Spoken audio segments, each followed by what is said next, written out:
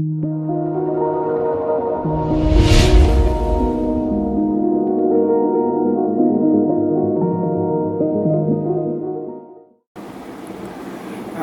HSC 21 batch, Assalamu alaikum.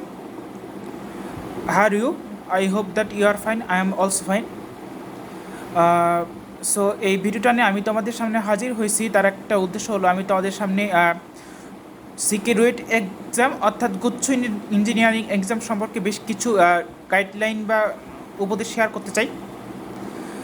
তার আগে আমি তোমাদেরকে বলে রাখি, অনেক স্টুডেন্টের মনে এটা একটা কমন প্রশ্ন যে RUET KCRUET এক্সামে কোনো সেকেন্ড টাইম আছে কিনা।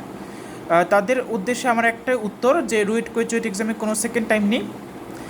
যারা এবার HSC 21 ব্যাচ স্টুডেন্ট তারাই এই এক্সামটা দিতে পারবে। আশা করি তোমরা আমার কথা বুঝতে পেরেছো। এবার আমি তোমাদেরকে পয়েন্ট করে বলবো যে RUET KCRUET এক্সামে ভালো করতে হলে কী কী করণীয়।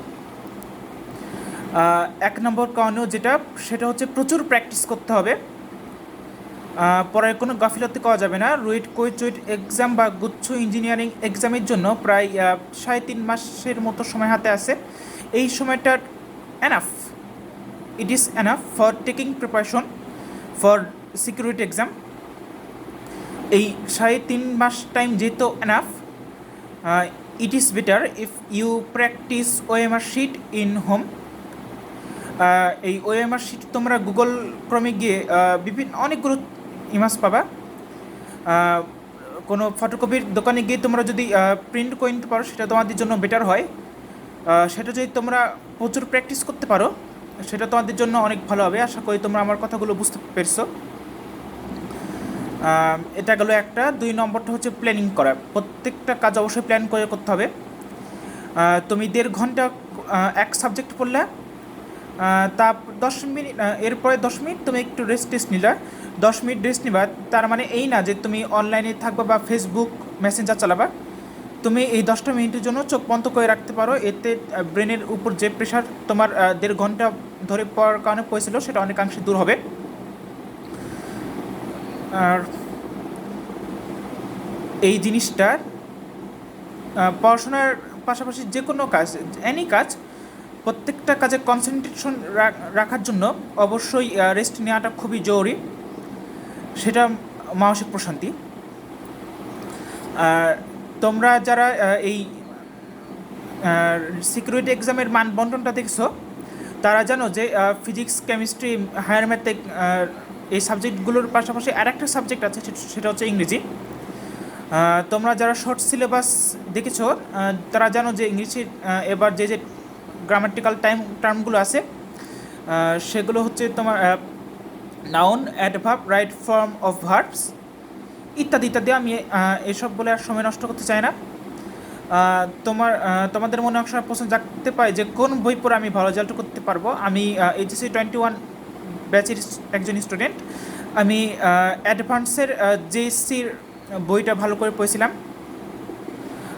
কারণ ওই বইটা আমার কাছে অ্যাডভান্সের HSC লেভেলের তুলনায় অনেক ইনফরমেটিভ মনে হয়েছে। তারপর আমি তোমাদেরকে বলি তোমাদের বেশি জোর নেওয়ার দরকার নেই। তোমাদের কাছে যে বইটা ভালো লাগে তোমরা সেই বইটাই পড়বা। আশা করি তোমরা আমার কথাগুলো ভালোভাবে বুঝতে পেরেছো। আর 3 নম্বর যে গুরুত্বপূর্ণ পয়েন্ট সেটা হচ্ছে আজকের পড়ার কালকের জন্য ফের রেখো না। একটা মানুষের সব দিন একরকমভাবে যায় না, আর এ কারণে এক এক দিনের এক এক রকম প্ল্যান থাকতে পারে আবার নাও পারে, রাইট। আর এ কারণে আমি তোমাদেরকে বলছি আজকের কাজ তোমরা দয়া করে কালকের জন্য ফের রেখো না ভাইরা।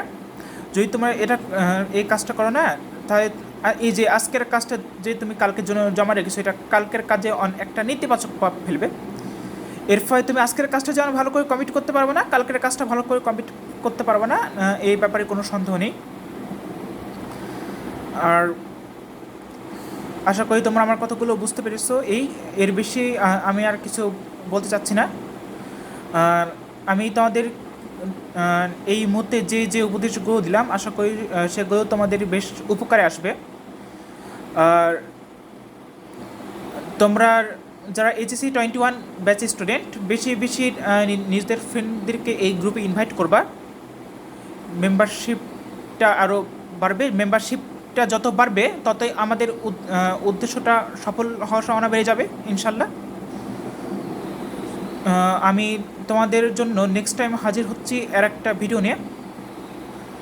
সো ততক্ষণ পর্যন্ত সবাই ভালো থেকো, সুস্থ থেকো, ধন্যবাদ।